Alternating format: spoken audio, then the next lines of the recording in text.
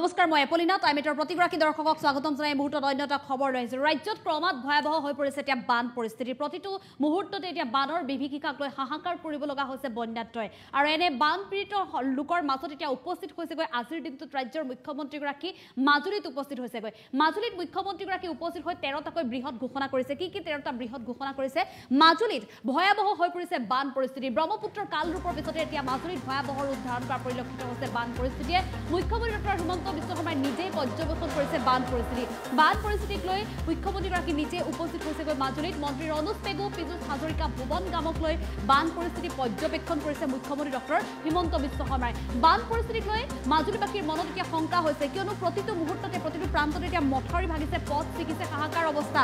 সত্ৰসমূহ এতিয়া ইতিমধ্যে বানৰ কবলত পৰিছে বহু গৃহ ইতিমধ্যে জলমগ্ন হৈছে ঘৰ দুৱাৰ ভাঙি ছিগি লৈ গৈছে নদীৰ কোবাল খুঁটে অতি শীঘ্ৰে ভঙা মথাউৰিসমূহ নিৰ্মাণ কৰাৰ চেষ্টা কৰিব এতিয়া চৰকাৰে এই প্ৰতিশ্ৰুতি প্ৰদান কৰিছে ৰাজ্যৰ মুখ্যমন্ত্ৰীগৰাকী নিজে মাজুলীত উপস্থিত হৈ পুনৰ বান নহলে 4-5 দিনৰ ভিতৰতে নিৰ্মাণ কৰা হ'ব মথাউৰিসমূহ এইকেইদিনত যদি মুখলধাৰ বৰষুণ বন্ধ হয় বা পানী যদি কমে তেনেহলে মথাউৰি নিৰ্মাণ কৰিব জুগুলিধাৰী খুঁটিৰ পথ হলোৱাৰ চেষ্টা কৰিব এতিয়া চৰকাৰৰ তৰফৰ পৰা এই কথা উল্লেখ কৰিছে বানত সৰ্বস্বন্ত হোৱা প্ৰতিটো পৰিয়ালক সহায় কৰাৰ আশ্বাস প্ৰদান কৰিছে ৰাজ্যৰ মুখ্যমন্ত্ৰীগৰাকীয়ে যিসমূহ লোক বানত সৰ্বহাৰা হ'ব লগা হৈছে তেওঁলোকৰ হাত আগবঢ়াব ভাগি যোৱা মথাউৰিৰ লগে লগে নিৰ্মাণ কৰা হ'ব যিসমূহ মথাউৰি ভাগিছে লগে লগে নিৰ্মাণৰ ব্যৱস্থা গ্ৰহণ কৰিব মথাউৰিসমূহ লগে লগে নিৰ্মাণ কৰিলে ক্ষতিগ্ৰস্তৰ সংখ্যা কম হ'ব যদি ভগা স্থানত পুনৰ নিৰ্মাণ কৰে তেনেহ'লে ক্ষতিগ্ৰস্ত কম হোৱাৰ সম্ভাৱনা জুলাই মাহৰ শেষ ভাগলৈকে আৰু অধিক ভয়াবহ হ'ব পাৰে বান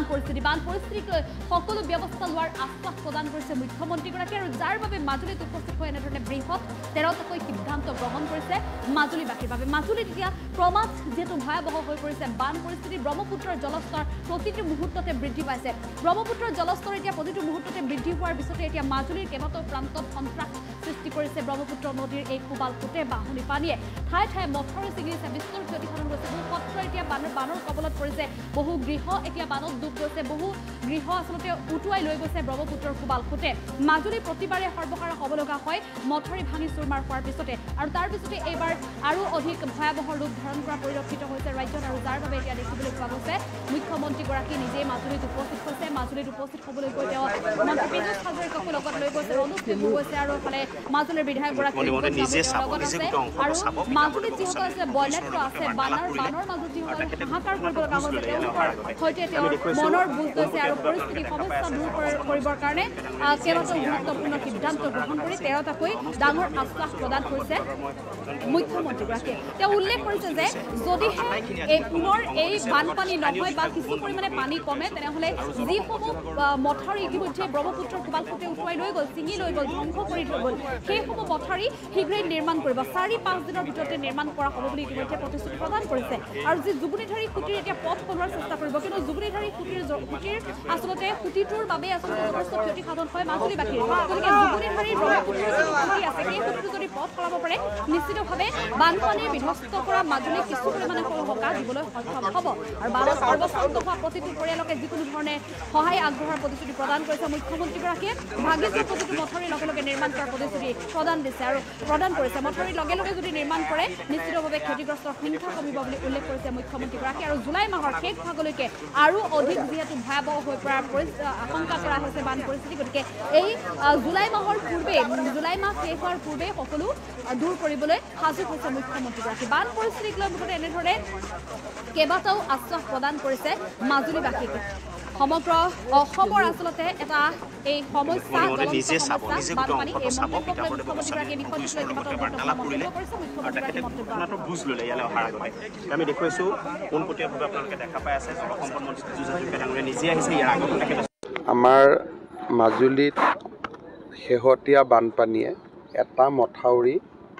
ভাঙি পেলোৱাৰ ফলত জুগুলিধাৰী আলিমূৰ মথাউৰি ভাঙি পেলোৱাৰ ফলত কিছু ক্ষতিগ্ৰস্তও হৈছে আৰু বিশেষকৈ ইয়াত আউনীআটী সত্ৰখন যিহেতু সমীপতে আছে গতিকে মানুহৰ মনত অলপ শংকাৰো সৃষ্টি হৈছে যে ভৱিষ্যতে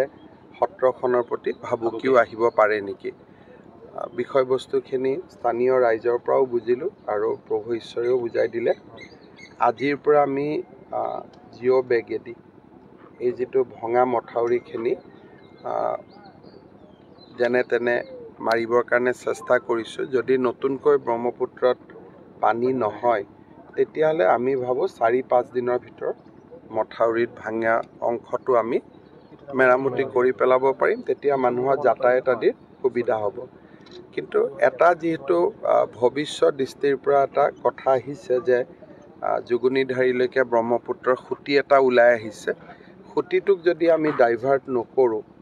ভৱিষ্যতে এই মথাউৰিটোৰ ওপৰত আৰু এনেকুৱা আক্ৰমণ হোৱাৰ সম্ভাৱনা আছে। মই জলসম্পদ মন্ত্ৰী কালিও তেওঁ আহিছিল, আজিও মই লগত লৈ আহিছোঁ। বিষয়বস্তুটো আমি চাইছোঁ আৰু যি ধৰণে পাৰোঁ আমি ৰাইজক সহায় কৰাৰ বাবে আমি চেষ্টা কৰোঁ। তেওঁলোকক যিমানখিনি পাৰোঁ চৰকাৰে সহায় ইতিমধ্যে কৰিছে। আৰু কিবা কৰিব লাগে বিধায়ক মহোদয়ে চাই দিব, আমি আছোঁৱেই যি কৰিব লাগে। প্ৰথমতে মথাউৰিটো মাৰি দিলে পানীখিনি ওলাই গ'লে তেওঁলোকে ঘৰ বাৰী বনোৱাৰ কথা চিন্তা কৰিব পাৰিব। গতিকে প্ৰথম প্ৰায়ৰিটিটো যাতে পানীখিনি আমি উলিয়াই পঠাব পাৰোঁ। তাতো চালোঁ মথাউৰিটোত কিছু জেগাত বইলিং হৈছে, বহুত দিন মথাউৰিটো আৰেষ্ট হোৱা নাই। গতিকে আমি চেষ্টা কৰিম যে মথাউৰিটোক শক্তিশালী কৰাৰ কাৰণে মই এটা এষ্টিমেট এটা বনাব দিম। যদি এবাৰ ষ্ট্ৰেংথেনিং কৰিব পাৰোঁ মথাউৰিটো, এনেই মথাউৰিটো ভালে আছে কিন্তু কিছু কিছু বিক্ষিপ্ত জেগাত এইবাৰ বইলিং হৈছে। গতিকে আমি মথাউৰিটো এবাৰ আৰেষ্ট কৰিব লাগিব। গতিকে বাজেট আদি বনাই চাওঁ কি খৰচ আহে কি খৰচ নাহে। আজিৰ পৰা ইয়াতে আমাৰ মন্ত্ৰী জয়ন্ত মল্ল বৰুৱাও 3 দিন থাকিব। আৰু যি স্থান আছে যিখিনি অকণমান ফ্ৰেজাইল হৈ আছে সেইখিনিও তেওঁ বিধায়ক লগত ঘূৰি ফুৰি চাব আৰু যিমানখিনি আমি সহায় কৰিব লাগে আমি কৰিম। প্ৰভু ঈশ্বৰ এটা পৰামৰ্শ। গতিকে মই ক'লোৱে যে IIT গুৱাহাটীক দেখুৱাই পেলাই কি কৰিব পাৰোঁ আমি চাব লাগিব। কাৰণ কেতিয়াবা নদীত কিবা এটা কাম কৰিলে একজেক্ট জেগাটোত প্ৰটেকশ্যন হয় কিন্তু আগত গৈ মাৰি দিয়ে। সেইকাৰণে অলপ বিশেষজ্ঞক দেখুৱাই পেলাই কামটো, তেখেতৰ পৰামৰ্শটো আমি বিচাৰ কৰিমেই, কিন্তু বিশেষজ্ঞক দি কামটো কৰিলে তেতিয়াহ'লে আমাৰ চবৰে এটা সাহস থাকে যে অমুকে চাই দিছে গতিকে কৰিলে অসুবিধা নহয়। এতিয়া ৰাজ্যত বানপানীৰ পৰিস্থিতি আজিৰ পৰা যথেষ্ট খাম কাটিছে। গতিকে মই ভাবোঁ যে কালি বা পৰহিৰ পৰা এনেও বৰাক উপত্যকাক বাদ দিলে, হাইলাকান্দি আৰু কৰিমগঞ্জ জিলাক বাদ দিলে ব্ৰহ্মপুত্ৰ উপত্যকাত বানপানী বহুতখিনি খাম কাটিছে। নতুনকৈ বৰষুণ নহ'লে 2 বা 3 দিনৰ ভিতৰত মানুহখিনি নিজ নিজ ঘৰত যাব পাৰিব। গতিকে আজিৰ দিনটোত কোনো নিগেটিভ নিউজ নাই, আজিৰ দিনটোত পজিটিভে নিউজ। অলপ ৰ'দো দিছে, বৰষুণো কমিছে। গতিকে অৰুণাচল বা উজনিত যদি আৰু বৰষুণ নহয় অন্ততঃ 6-7-10 দিন, তেতিয়াহ'লে মই ভাবোঁ যে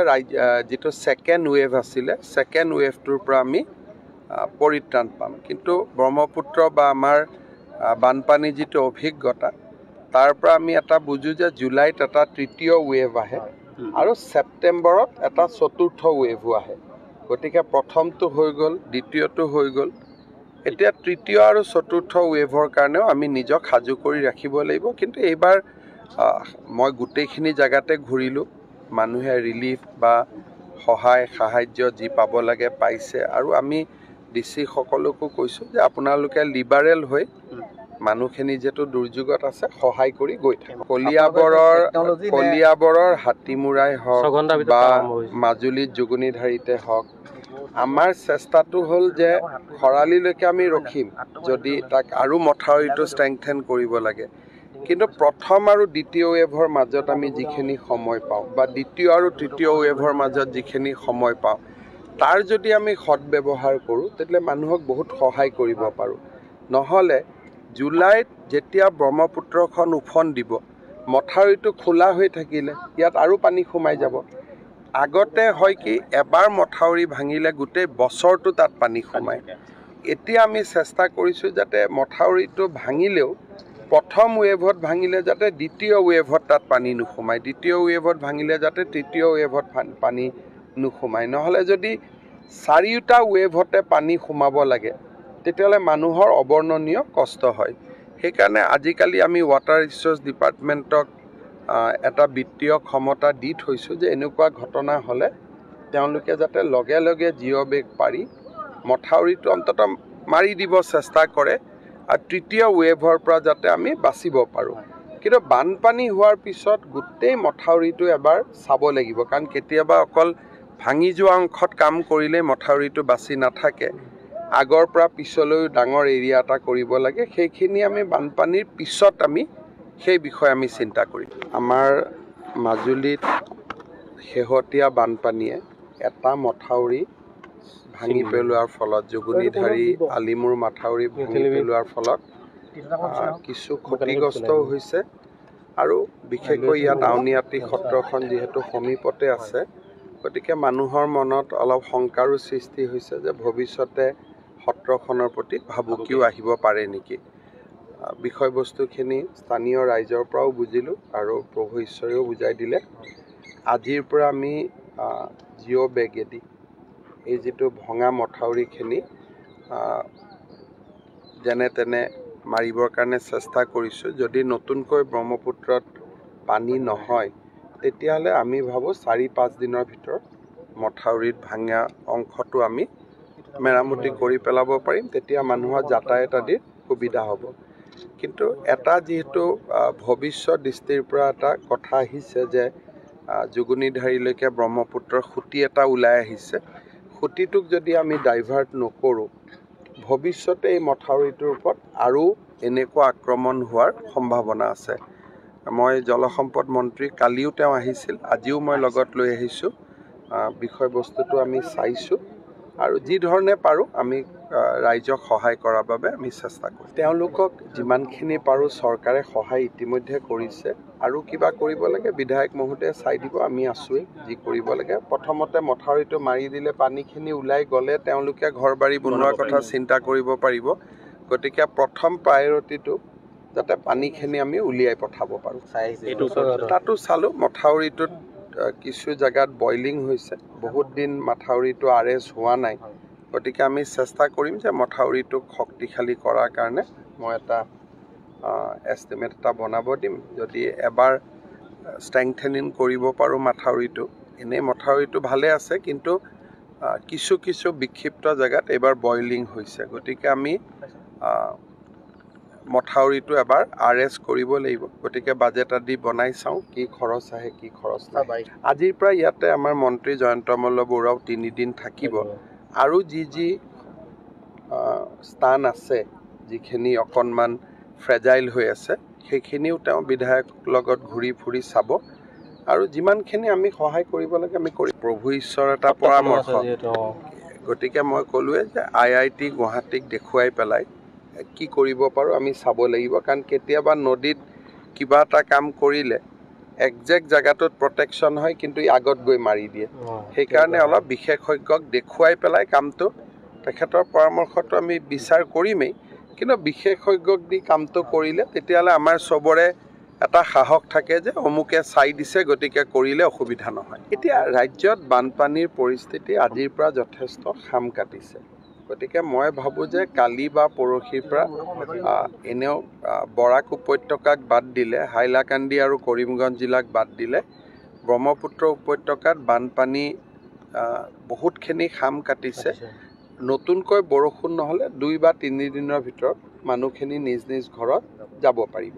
গতিকে আজিৰ দিনটোত কোনো নিগেটিভ নিউজ নাই আজিৰ দিনটোত পজিটিভে নিউজ অলপ ৰ'দো দিছে বৰষুণো কমিছে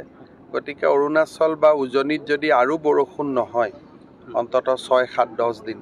তেতিয়াহ'লে মই ভাবোঁ যে যিটো ছেকেণ্ড ৱেভ আছিলে ছেকেণ্ড ৱেভটোৰ পৰা আমি পৰিত্ৰাণ পাম কিন্তু ব্ৰহ্মপুত্ৰ বা আমাৰ বানপানী যিটো অভিজ্ঞতা তাৰ পৰা আমি এটা বুজোঁ যে জুলাইত এটা তৃতীয় ৱেভ আহে আৰু ছেপ্টেম্বৰত এটা চতুৰ্থ ৱেভো আহে গতিকে প্ৰথমটো হৈ গ'ল দ্বিতীয়টো হৈ গ'ল এতিয়া তৃতীয় আৰু চতুৰ্থ ৱেভৰ কাৰণেও আমি নিজক সাজু কৰি ৰাখিব লাগিব কিন্তু এইবাৰ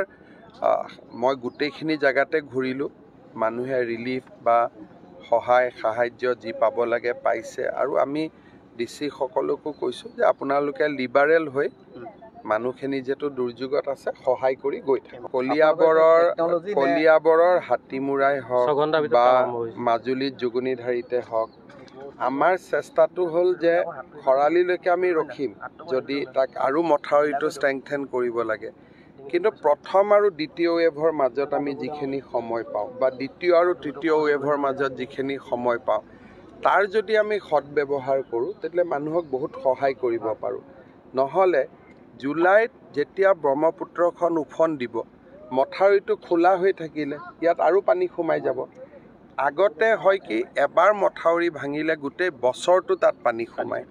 এতিয়া আমি চেষ্টা কৰিছোঁ যাতে মথাউৰিটো ভাঙিলেও প্ৰথম ৱেভত ভাঙিলে যাতে দ্বিতীয় ৱেভত তাত পানী নোসোমায়, দ্বিতীয় ৱেভত ভাঙিলে যাতে তৃতীয় ৱেভত পানী নোসোমায়। নহ'লে যদি চাৰিওটা ৱেভতে পানী সোমাব লাগে তেতিয়াহ'লে মানুহৰ অবৰ্ণনীয় কষ্ট হয়। সেইকাৰণে আজিকালি আমি ৱাটাৰ ৰিচোৰ্চ ডিপাৰ্টমেণ্টক এটা বিত্তীয় ক্ষমতা দি থৈছোঁ যে এনেকুৱা ঘটনা হ'লে